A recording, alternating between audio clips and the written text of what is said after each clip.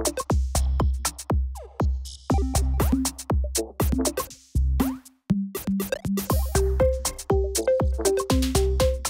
va tout de suite s'attacher à la Big Data. Comment on passe de la Big Data à l'IA, donc avec un cas d'usage au sein de l'usine Verallia. Je présente notre premier intervenant, Denis Cloog, directeur assistance technique chez Verallia. Verallia, groupe mondial, le numéro 3 mondial des bouteilles en verre. Vous en fabriquez 17 milliards par an, c'est ça? C'est cela. Le chiffre est bon. Et vous êtes, au titre donc, de l'assistance technique, le responsable de la production des bouteilles dans 32 usines qui totalisent 200 lignes de production. On va attaquer le sujet directement au cœur. La Big Data chez vous, qu'est-ce que c'est? Alors, déjà, merci de m'avoir invité à cette présentation. Alors déjà, nous n'avons pas de projet Big Data. Nous avons un projet d'amélioration de performance industrielle. Et dans ce cadre-là, nous avons des outils, et un des outils passe par la data. Alors les différentes étapes, hein, vous avez data, vous avez big data, et vous avez intelligence artificielle. Toutes ces étapes sont extrêmement importantes. Vous ne pouvez pas sauter des étapes. Alors la partie data, qui est la première étape, qui est la plus simple, nous sommes un groupe industriel, nous sommes des ingénieurs. La data, on sait ce que c'est, mettre des sensors, avoir de la data, les enregistrer. Au niveau usine, c'est quelque chose qui est connu, qui est connu et utilisé de manière permanente. Je dis ça parce que vous avez par exemple une mesure de température, vous avez votre régulateur, vous régulez, vous allez un cran au-dessus, vous avez une supervision, vous représentez ce que vous voulez. Et vous allez encore un cran au-dessus, vous commencez à faire de la maîtrise, vous le représentez, vous avez des cartes de contrôle, des limites de contrôle, etc. Ça, c'est la manière traditionnelle de suivre nos usines. Et c'est celle qui est suivie par nos opérateurs. Vous avez vu qu'il y a 32 usines, 200 lignes de production, une qui est plus la copie de l'autre. Ça veut dire que nous travaillons avec 200 lignes, ce qui veut dire 600, 700 personnes. Si vous faites quelque chose, il faut que l'information arrive jusqu'à l'opérateur et qu'il puisse la comprendre. Donc là, data, c'est bon. On a la data, on est des ingénieurs, on l'enregistre à quelque part. Je ne suis pas du tout un spécialiste de ce type-là, mais notre service IT enregistre la data et nous la rend disponible. Le problème, c'est la data, ça ne sert pas à grand-chose. La data, c'est un compteur, c'est une température, c'est une pression. Mais en fait, si vous voulez suivre un procédé, votre pression, en fait, elle doit être de combien pour que ça marche bien? Donc, en fait, la data, il faut la corréler avec un certain nombre d'éléments extérieurs.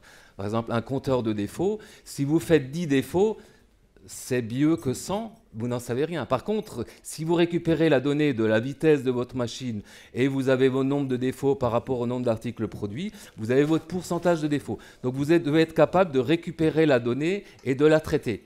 Après, il faut la traiter, et là, on est déjà dans le big data. Il y a un deuxième type de traitement. Nous avons des lignes de production qui consistent à prendre des matières premières, à les stocker, à les fondre pour faire du verre, à les former pour faire la bouteille et à les contrôler. Par contre, vous réceptionnez le lundi votre matière première. Dans un certain nombre de cas, vous l'utilisez le vendredi dans votre four. Ça reste à peu près 2 jours. Le lundi matin, vous commencez à faire votre bouteille et 2 heures après, vous la contrôlez. Si vous cherchez à corréler les défauts avec ce qui s'est passé sur votre ligne, vous êtes obligé de gérer le temps. Donc vous êtes obligé d'aligner tous les temps pour que lorsque le défaut a été produit à 14 heures, vous savez qu'il a été mis sur la machine à 13 heures, que le four a fondu le verre à telle heure et vous avez réceptionné la matière à tel moment. Donc là, vous êtes obligé de corréler toutes ces choses ensemble. Ça, on est dans le big data, c'est le travail que fait actuellement Jules, qui est alternant chez nous. Donc le big data, on y est. Vous avez vu que je n'ai pas parlé d'intelligence artificielle, je n'ai pas parlé de capteurs particuliers. Aujourd'hui, notre stratégie, vu le nombre de lignes et le nombre de capteurs, on ne peut pas changer tous nos capteurs pour mettre de l'intelligence dans nos capteurs. On a 200 lignes de production. On a à peu près 1000 informations que l'on traite sur chaque ligne et on récupère, quand on n'en prend pas trop, à peu près une information par minute. On fait quand même une bouteille toutes les 10 secondes, 15 secondes par ligne de production. Donc pour faire ces 17 milliards, c'est beaucoup et on a l'information de chaque article produit. Donc on ne peut pas mettre de l'intelligence sur le capteur. Par contre, on peut mettre de l'intelligence dans l'utilisation de la donnée. Et en termes de coût, ça change totalement les choses. Parce que si vous changez tous vos capteurs, ça fait un coût énorme. On a à peu près 300-400 capteurs par ligne, par 200 lignes. Vous voyez le nombre en termes de coût, ce que ça représente en termes d'investissement.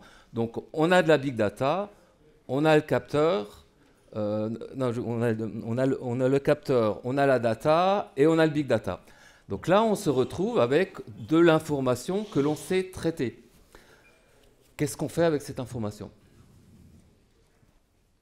Silence dans la salle, c'est l'heure du café. Pardon? Voilà. Donc en fait, on se retrouve avec une somme de données. Alors on le met plus ou moins en forme, on fait des dashboards, on fait des compteurs, on fait des choses comme ça. Mais ça, on est loin du projet performance. Là, on est en train de compter et de mesurer la performance. L'objectif, c'est de s'améliorer. Donc là, on récupère la donnée, on la traite et on commence à l'analyser dans un mode qui n'est pas le mode précédent. C'est-à-dire le mode précédent, j'ai mon capteur, j'ai ma régulation, j'ai ma consigne. Là, on est en train de dire, je vais prendre l'ensemble de mes capteurs et je vais regarder quelles sont les meilleures conditions par rapport à la performance que je vise. Alors aujourd'hui, en termes d'intelligence, on sait faire ça sur des parties de procédés. Donc c'est des choses qui existent depuis très longtemps. On a eu un exemple ce matin. Vous avez un compresseur, vous avez un ventilateur, vous suivez sa vibration, vous suivez sa consommation. Vous pouvez même mettre de l'intelligence à un niveau relativement bas. Vous arrivez à optimiser relativement facile des parties, de manière facile, des parties de procédés. Par contre, quand vous commencez à prendre des parties de procédés, des étapes plus importantes, on le fait déjà maintenant. Je veux optimiser mon paramètre de procédé. J'ai par exemple 10 zones de régulation, 15 zones, de la pression, de la température. Aujourd'hui, on sait faire. L'intelligence est capable de le faire. Ce que l'on ne sait pas faire aujourd'hui, c'est utiliser l'intelligence artificielle sur l'ensemble de nos procédés et l'ensemble de nos 1000 data qu'on récupère en permanence.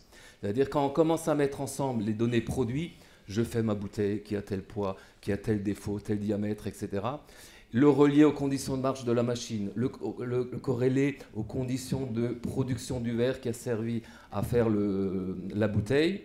On ne sait pas le faire aujourd'hui et c'est vraiment l'objectif du projet que l'on a aujourd'hui chez nous. On sait faire des bouts de procédés, on ne sait pas faire l'ensemble. Il y a des conséquences excessivement importantes dans la façon de travailler parce que les façons de travailler aujourd'hui, tout le monde a fait de la maîtrise statistique de procédés, tout le monde a fait de l'assurance qualité, tout le monde a fait des procédures, etc. Il y a plein de noms qui existent. En gros, ça consiste à dire tel paramètre doit avoir telle valeur et voilà mes limites. Si je sors de mes limites, je réagis manuellement ou automatiquement, mais je réagis. Avec le système que l'on veut mettre en place, en fait, c'est totalement différent. On va laisser notre système trouver les meilleures conditions. Deep learning, il y a plein de noms anglais qui expliquent ça. Et en fait, lui, il va nous changer nos consignes. Et il va adapter notre procédé. Si je veux faire ma bouteille, eh ben en été, je la ferai à telle température. En hiver, je la ferai à une autre température parce qu'il fait plus froid, parce qu'il fait plus chaud. Et il y a des conditions externes qui vont modifier mes conditions de marche. Est-ce que nous sommes prêts à ne pas mettre de procédure de consigne et laisser le système gérer les paramètres clés du process pour avoir la bonne performance? Et c'est une question qui est fondamentale parce que nous demandons à nos opérateurs de suivre des consignes, de suivre des procédures. Et là, on va dire, non, il y a une boîte noire qui va vous faire ça. Est-ce que nous sommes prêts aujourd'hui à accepter ce genre de changements qui sont des changements culturels? Et nous pensons que c'est faisable, avec beaucoup d'explications, mais nous pensons que c'est faisable. Après, on a une deuxième étape qu'on va devoir franchir, et on n'a pas encore décidé, c'est qu'aujourd'hui, pour faire de l'analyse avec de l'intelligence artificielle, il faut des quantités de données astronomiques, il faut de la puissance de calcul, il faut des développeurs, il faut le géotrouve-tout, il faut, etc., la start-up. Aujourd'hui, quand vous démarrez l'intelligence artificielle, en fait, il faut un niveau technique, etc., excessivement important pour commencer.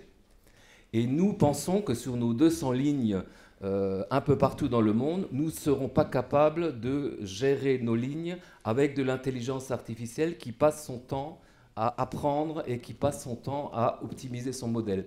Nous pensons qu'il faut gérer en centrale l'intelligence artificielle qui crée son modèle et descendre d'un cran pour qu'il y ait une intelligence beaucoup plus simple qui utilise le modèle et qui adapte le procédé, mais qui ne passe pas son temps à faire de l'optimisation parce qu'on n'aura pas la puissance de calcul local et les experts locaux pour faire ceci. Bon, vous avez posé 2 questions, je reprends la première. Est-ce qu'on est prêt à laisser le système piloter, enfin pas piloter, mais optimiser en tout cas, et définir quel est le meilleur?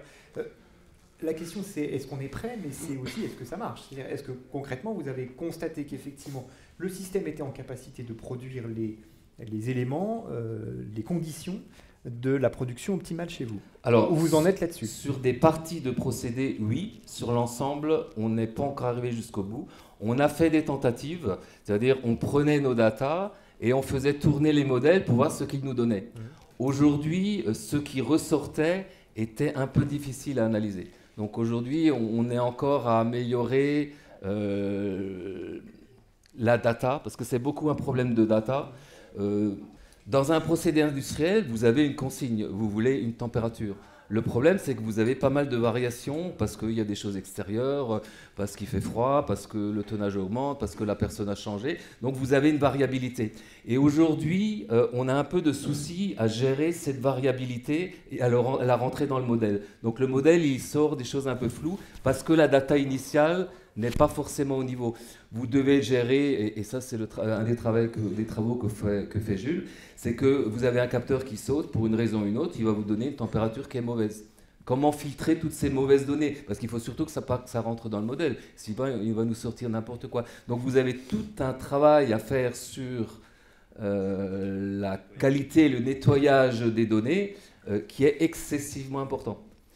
Je rappelle quand même que nous sommes en train de parler d'analyse automatique de 200 lignes de production sur 12 000 productions différentes par an, sur 5,5 millions, 6 millions de tonnes, sur 17 milliards d'articles. Donc on n'est pas en train de faire un pilote sur une ligne. On veut que ce soit généralisable partout.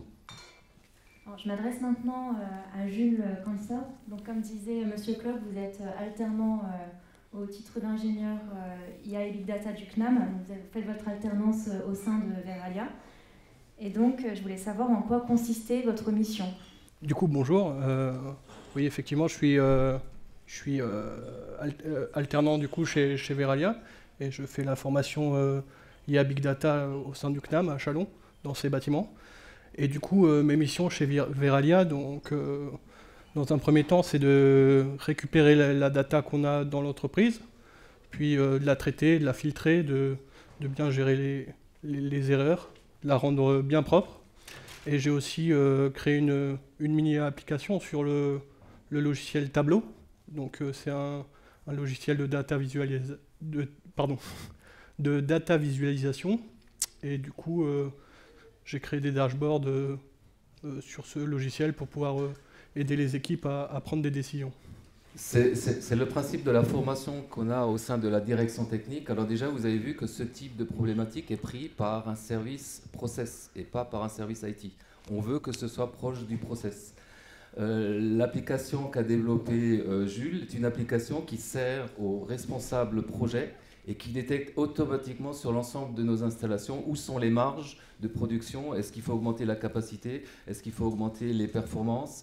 Est-ce qu'il faut augmenter le taux d'utilisation? Donc c'est une application qui permet de préparer les projets quand on fait un investissement, de dire on fait un investissement de capacité, on fait un investissement sur la maîtrise de procédé. Donc ça permet de détecter automatiquement et de manière automatiquement et assez presse-bouton, nos responsables projets qui ne sont pas des spécialistes d'IT, mais ils ont les informations pour préparer les projets. Justement, en termes de compétences, de formation, y a-t-il des besoins liés au développement de ces process impliquant des IA? On comprend bien que c'est conçu par une cellule, par un groupe. De quelle manière vous allez ensuite pouvoir généraliser, impliquer l'ensemble des effectifs? Je ne sais pas. Ce qui est sûr, ce sont des profils différents de nos profils habituels où on a un capteur, une régulation, etc. Et c'est des profils différents et une manière de penser différente. parce que le système d'apprentissage est différent, c'est pas de la régression multilinéaire, c'est pas des choses comme ça, c'est pas des logiciels statistiques habituels. Là où il faudra vraiment faire très attention, c'est les implications en termes d'organisation. Parce que ce ne va pas être, comme je l'ai dit tout à l'heure, une personne qui va suivre une procédure et une consigne. Ça va être un système qui va suivre ça. Que va-t-on faire à la personne ? Cette personne, elle va faire quoi ? Après, on pense qu'il y a énormément à gagner parce que sur 1000 paramètres, même si on les trie en paramètres clés, c'est excessivement difficile d'optimiser une ligne, sachant qu'il y a 5-6 personnes qui travaillent sur une ligne, il y en a un qui fait le four, un qui fait le contrôle, un qui fait le verre, etc. Et on va demander à optimiser pour avoir la meilleure performance sur l'ensemble. Donc chaque personne fait son travail, mais à la fin, chacun trouve son compromis et son optimum. Est-ce que c'est l'optimum idéal ? Aujourd'hui, on pense que non. Et on sait même l'évaluer. Je ne vous donne pas les chiffres, c'est énorme, parce que quand je le dis à mon chef, chaque fois il regarde avec des yeux. Je rappelle quand même que ce n'est pas des promesses. Je dis que c'est du potentiel sur nos lignes. Évidemment, si je lui disais que c'était une promesse, je serais un peu en difficulté, mais bon, voilà. Mais cela va impliquer des changements culturels.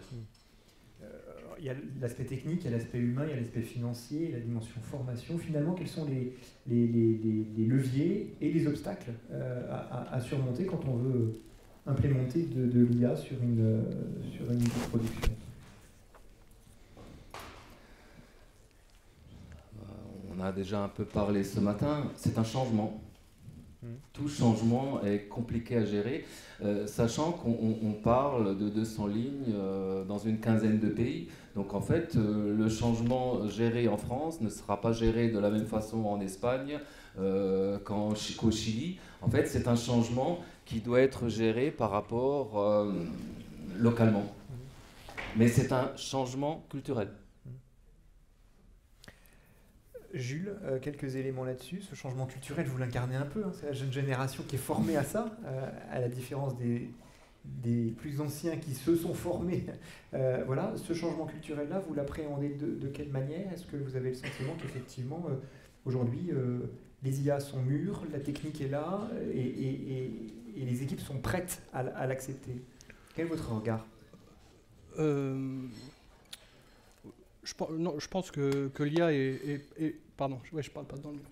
Je pense que l'IA est pas totalement mûre à ce niveau-là, et que oui, ça demande beaucoup de discussions avec les personnes qui sont déjà dans le métier.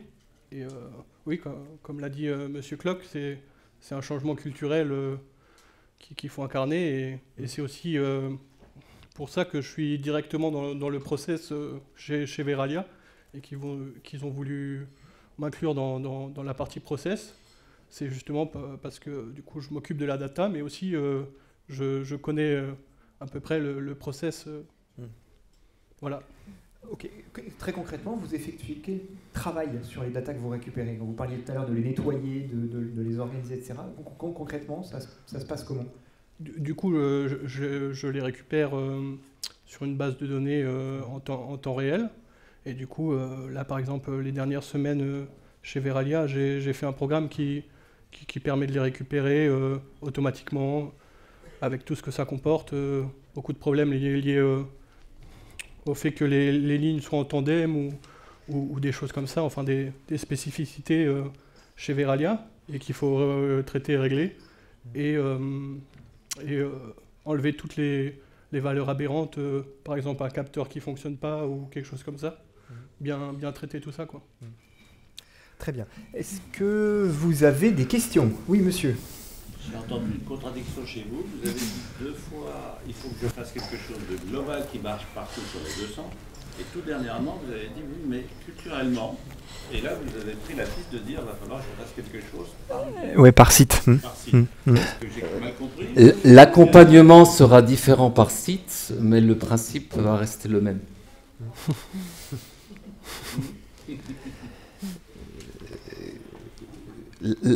La culture par pays, on a des usines en Allemagne, en Italie, au Brésil, c'est totalement différent. Le management du changement est totalement différent. Ils prennent pas le repas au même moment. Pardon? Ils prennent pas le repas au même moment. C'est un peu plus compliqué. Ça va plus loin que ça. Oui, allez-y. Alors moi, c'est plus un point de vue, j'ai bien compris Ah oui, c'est vrai. que la température avait une incidence sur la qualité du produit. Est-ce que dans la chaîne de production, il y a une variabilité qui est, je ne sais pas sur quelle dimension, quelle dimension ça prend, mais il doit y avoir une variabilité peut-être au niveau température entre un début de chaîne et une sortie de chaîne ou en fonction des étapes de production. Ça, vous avez des capteurs à chaque étape de la ligne qui vous permet d'adapter. Nous sommes parfaits. Nous avons notre capteur de température, notre système de régulation qui régule chaque zone à la température que l'on veut. C'est parfait. Sauf que une température change à l'extérieur, on a des caractéristiques de nos produits qui changent. On a, d'un point de vue ingénieur, d'un point de vue process, on a tout ce qu'il faut.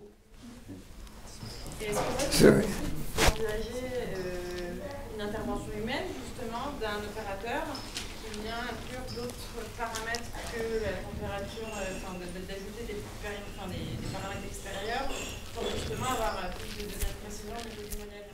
Alors, le système standard, effectivement, on complexifie de plus en plus. Le système standard, on a des zones de chauffe. C'est l'exemple que vous avez cité. On régule chaque zone. Ça, c'est l'ingénieur de base.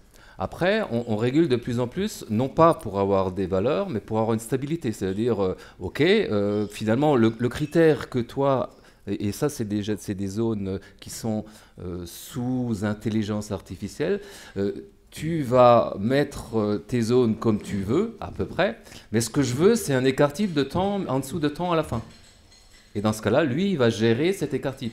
Et comme il est à peu près intelligent, il saura que en moyenne, le matin, il fait un peu plus froid que l'après-midi, la nuit, il fait très froid, etc. Et en fait, il va gérer ça un peu en avance.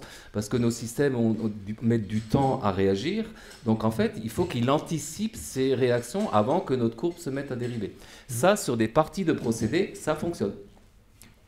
Parce que c'est complexe, la machine le fait mieux que l'humain. On est capable de dire aujourd'hui que l'IA, la machine, apporte une valeur ajoutée à cette production, oui, parce qu'elle gère une série de paramètres qui sont trop compliqués à gérer pour un homme. Quand il y en a beaucoup à gérer en même temps, aujourd'hui l'IA le fait mieux que l'humain. Voilà. Ben voilà, les éléments de réponse. Alors monsieur, il faut que je vous passe les micros parce que je crois que la moitié de la salle ne vous entend pas. Donc juste, je vous donne. Passez le micro, s'il vous plaît. J'ai pas envisagé, on passe par un jumeau numérique. Ça fait partie des mots que je n'ai pas cités, mais entre big data et intelligence artificielle, déjà, il faut que votre ligne, source de données et tout, soit décrit, et c'est un jumeau numérique. Sinon, vous n'y arrivez pas. Autre question? Moi, je veux bien quelques éléments complémentaires sur le jumeau numérique, puisque vous n'avez pas effectivement beaucoup parlé. Donc, comment vous l'avez mis en place? Comment fonctionne-t-il? Alors, on l'a mis en place aujourd'hui. C'est pas le standard, parce que Jules est en train de travailler sur la partie récupération, nettoyage de données, sur la partie big data. On a déjà fait plusieurs tentatives. Alors, il y a des mots anglais, ça s'appelle POC, etc. Bon, il y a plein de mots. Je ne suis pas du tout un spécialiste de sujet. Donc, en fait, on mettait en place des jumeaux numériques de façon à bien comprendre notre procédé et que le système s'organise. Donc, ça consiste en fait à décrire votre procédé, à décrire toutes vos sources de données, à les mettre ensemble. Et c'est ça qui permet de faire tourner les systèmes d'intelligence artificielle.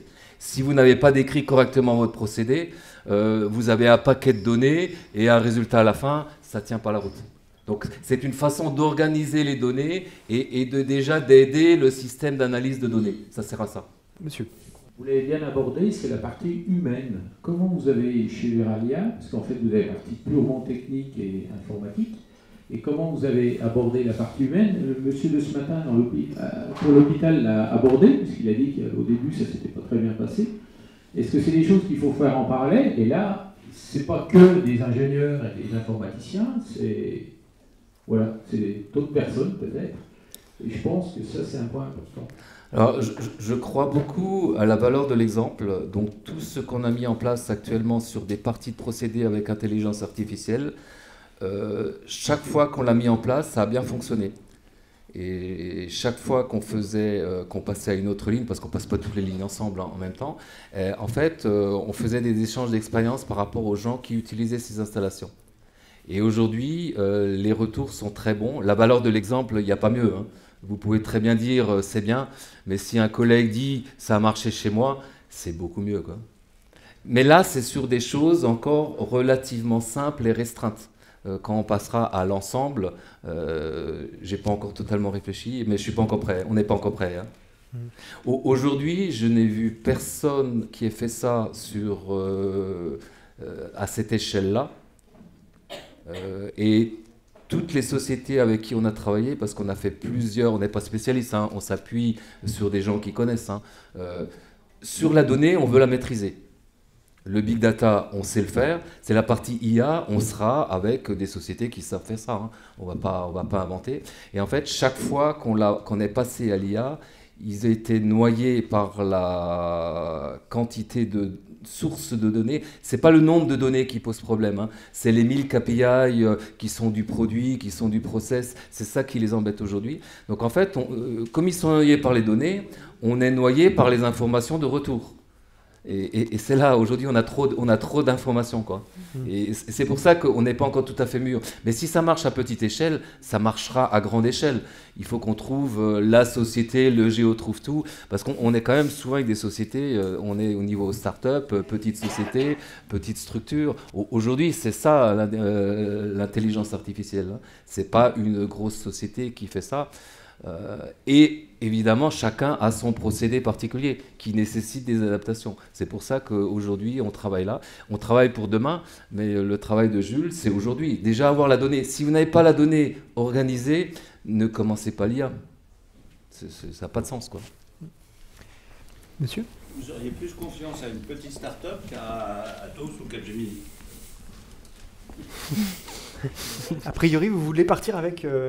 Non, une petite entreprise. On va avec tout le monde, des plus grandes aussi, mais pour l'instant, on a dû faire 4 ou 5 essais.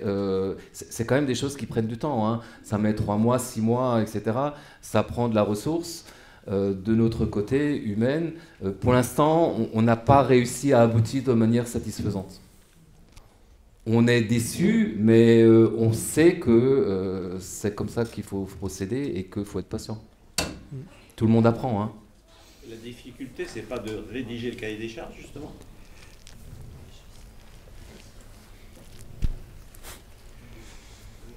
Peut-être. Peut-être. Oui, parce que... Peut-être. Aujourd'hui, on bute sur la donnée, hein. La qualité de la donnée. Si on avait une donnée super stable, le même produit qu'on fait chaque fois, même dans les mêmes conditions, on dit voilà ce qu'on considère comme bon, blablabla, il travaille, il trouvera quelque chose. Mais ça bouge tout le temps, quoi. On va Jules, vous n'avez pas la pression. Madame. C'est vraiment un problème, enfin pas tant un problème de labellisation que de comment vous récupérez la donnée à la base et de pouvoir vous assurer d'avoir un set de data qui soit représentatif. Non, c'est nous qui varions tout seuls, hein, parce qu'on ne gère pas les variations de température, parce qu'on ne gère pas les variations de production. C'est nous qui sommes au départ instables. Les variations extérieures, on sait les gérer. On sait corriger une pression par rapport à une température extérieure pour avoir le débit, etc. Ça, on sait faire. Mais on a une variabilité de notre procédé, parce que quand on change de produit, il y a des choses qui changent. Parce qu'on change de personne, d'opérateur, il y a des choses qui changent. On sort d'une culture industrielle où les personnes se promenaient avec leur petit carnet, qui est le carnet de la personne A, écrit des choses un peu différentes du carnet de la personne B. Alors, on a les procédures, on a l'assurance qualité, mais il y a encore beaucoup de choses à faire. Ça vient aussi de là, la difficulté, c'est le gap, en fait. À franchir, mais pas à franchir. Le planning, c'est quoi, le planning de tout ça? Sur le déploiement à l'échelle d'un site, de l'ensemble de vos sites, vous vous êtes donné une date? Non. Non. Oui. savez-vous si vos concurrents sont plus avancés que vous sur le sujet? Alors aujourd'hui, tous les fournisseurs d'équipements essaient de travailler, ça s'appelle end-to-end, hein, en gros. Tout le monde travaille là-dessus. Alors les fournisseurs d'équipements, ils ont une très bonne vision de la partie data, récupération de data, mais ils ne savent pas la traiter parce qu'ils ne connaissent pas le process. Les sociétés qui font purement de l'intelligence artificielle savent très bien traiter la donnée une fois qu'elle existe, etc. Si elle est de bonne qualité, la nôtre, pas encore. Nos concurrents verriers travaillent tous sur le sujet. Il n'y en a pas un qui m'a dit comment il faisait exactement. Mais on travaille tous sur le même sujet. Je pense que vous tous dans la salle, chacun développe ce genre de choses. Donc, on n'est pas en retard. Par contre, on a une organisation qui est un peu particulière. C'est accolé au process. Ce n'est pas un service big data, c'est lié au process. Mais c'est faisable chez nous parce qu'en fait, on a déjà la data qui arrive correctement. Enfin, qui arrive. Est-ce qu'elle est bonne ou pas, c'est encore un autre sujet. Mais on a déjà la data et historiquement, on a un système qui récupère les données depuis des dizaines d'années. Donc la data, on l'a. Voilà. Bien, écoutez, merci pour ce témoignage. Merci. Et puis bon courage pour nettoyer les datas et installer la suite. Merci.